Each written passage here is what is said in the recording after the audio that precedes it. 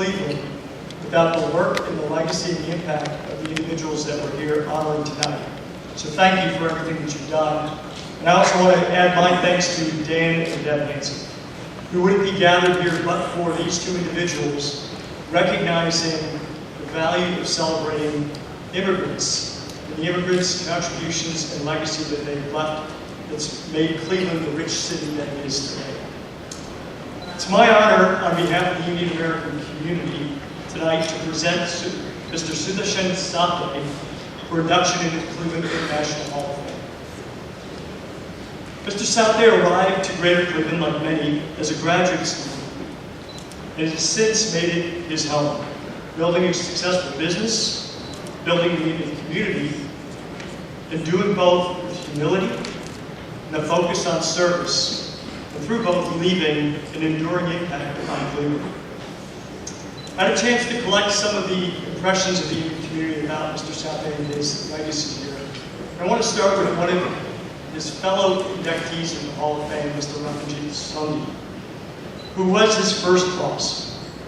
He left a very strong first impression on his first boss. For those of you that know Sudarshan Sathe, Rathanjit said, "You can't judge a man by his clothes," but he has always been the most stylish and most impeccably attired entrepreneur among all of us. And for those of you that see Sudarshan tonight, I had the honor of seeing Sudarshan on Saturday morning for a Rise Against Hunger event. He was dressed exactly the same as he's dressed today. Sudarshan started his career here at Polycarp, Rathanjit Sandhi's company. And what Rathanjit had to say was, he was one of the key team members who helped build the company and reach a level of success that it achieved.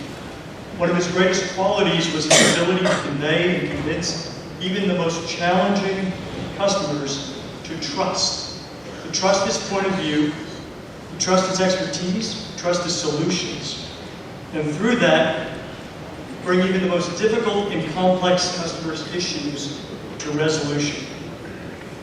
Rathanjit knew that Sudarshan would not be satisfied as an employee at Polycarp. He always knew that he would probably one day start his own business, and that was his destiny. And indeed, in 1990, shortly after achieving citizenship, he launched New Concepts, his own successful enterprise, through which he's developed products and processes and earned patents that are used throughout the steel industry today. New Concepts is a supplier of various metals and raw materials across the industry, counting nearly every steel mill in North America as one of its customers. In addition to being devoted to building his company, throughout his life, he has been devoted to building the Indian community and also the Indian community's impact here in Cleveland. Through the Indian community, he's been involved with the Federation for Indian Community Associations, our Indian Association, helping hands, and has also been very active in building the Indian cultural gardens, which we've heard about from our first two honorees. And with the Indian community, he has helped lead its impact on Cleveland in a broader sense. Whether it's through the work serving refugee populations, through Shikshadan, Project Seva, as well as the U.S. Committee for Refugees and Immigrants, supporting the breakthrough schools in Mahatma Gandhi School, as well as Project White Values in Action. And on top of all of that, he's rallied to help the Indian community here support the Indian community back in India, through programs that have helped children find food, as well as children getting education.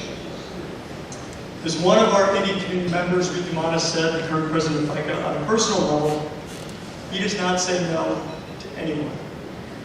He's one of the most generous and genuine individuals that we have in the Indian community, one of our true gems.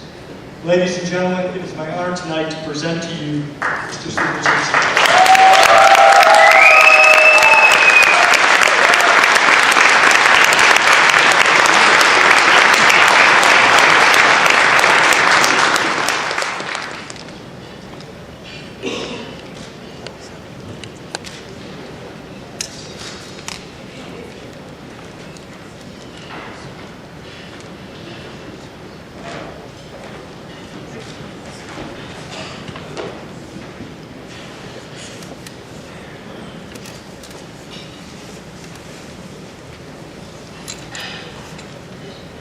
Good evening.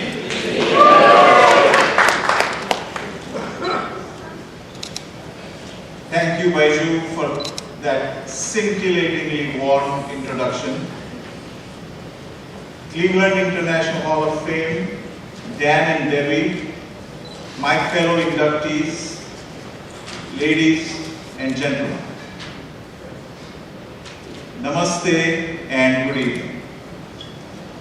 I accept this induction with humility and gratitude. Today, you have felicitated me in two ways, in two dimensions. First, I get to share this recognition with those community stalwarts whose life stories are as impressive as are their contributions to Cleveland. Ladies and gentlemen, congratulations.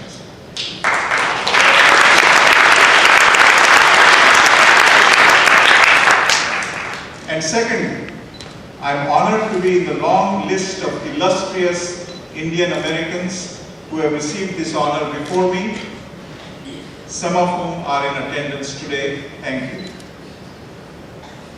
There are many organizations that recognize individual achievement, but Cleveland International Hall of Fame is the only organization that directly and specifically honors the cultural heritage of all of Cleveland's ethnic communities. Let's give them a big hand.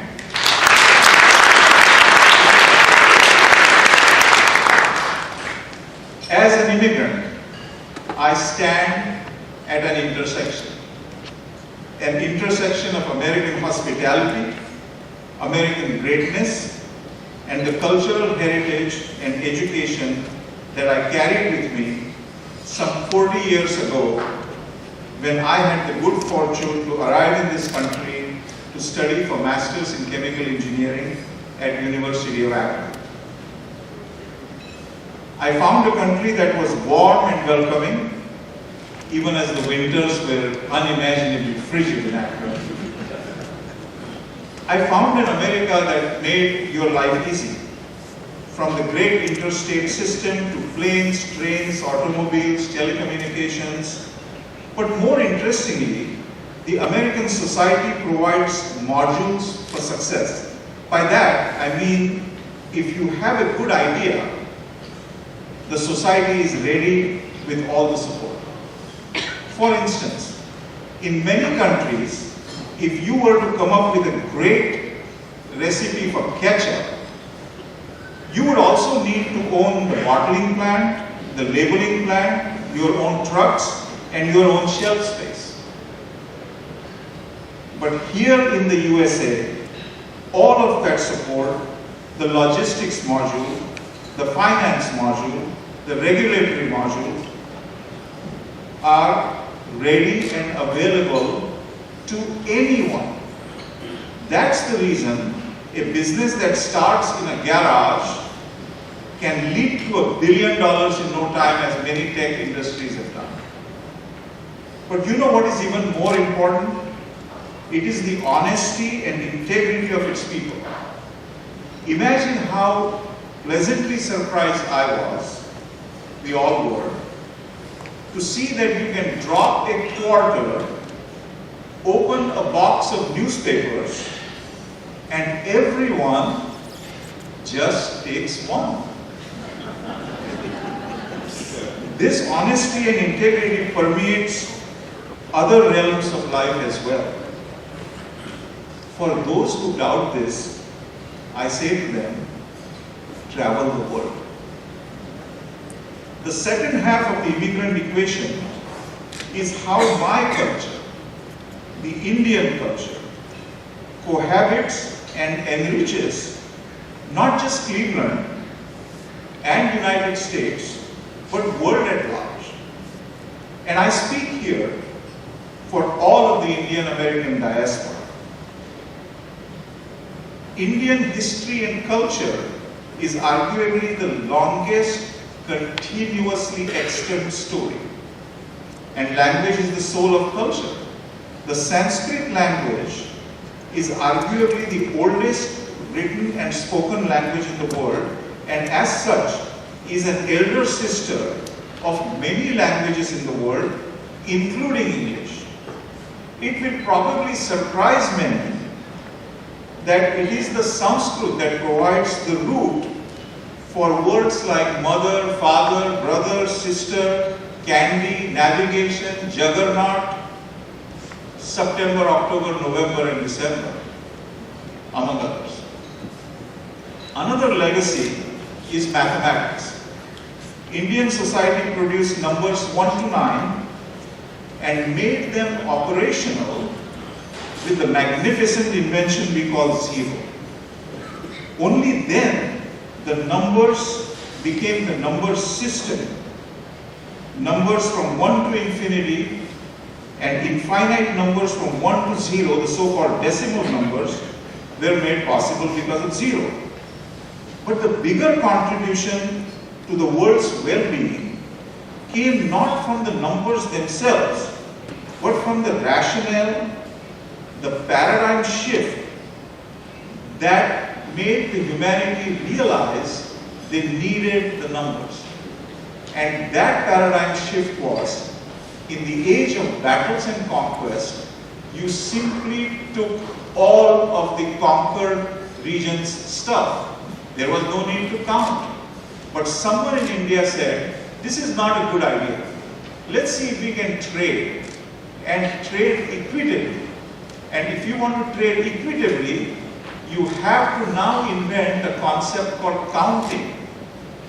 And concept of counting requires the invention of numbers, hence the numbers. But India's greatest contribution to the world is its delving into the mysteries of the mind. As Western science has looked outward to understand its workings, Indian yogis and mystics turned their gaze inward into the world of consciousness and found it to be of matching complexity and vastness. These ancient mystics tried to answer the existential questions of how is it that we are here in the first place, and to what purpose? What is moral and why? They experienced oneness, the interconnectedness of all that is. It gave rise to, in Sanskrit phrasing, Vasudhaiva Kutumbakam, which means the world is one family on this one earth and has but one future. The Enlightenment philosophers and the boss of them all, the great Immanuel Kant, were influenced by this philosophy. The claiming and calming of the mind is indispensable even in the modern age, because after all the battles and conquests, all the gadgets and scientific discoveries, one last struggle remains, and that is for a moment of pure inner peace and contentment.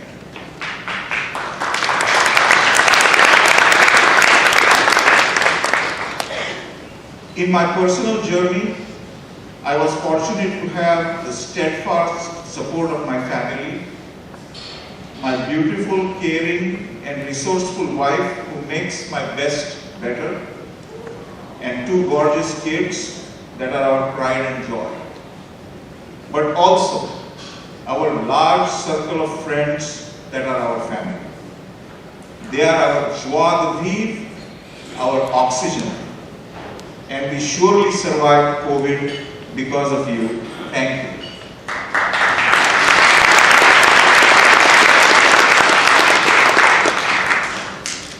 Again, Cleveland International Hall of Fame, thank you for this honor.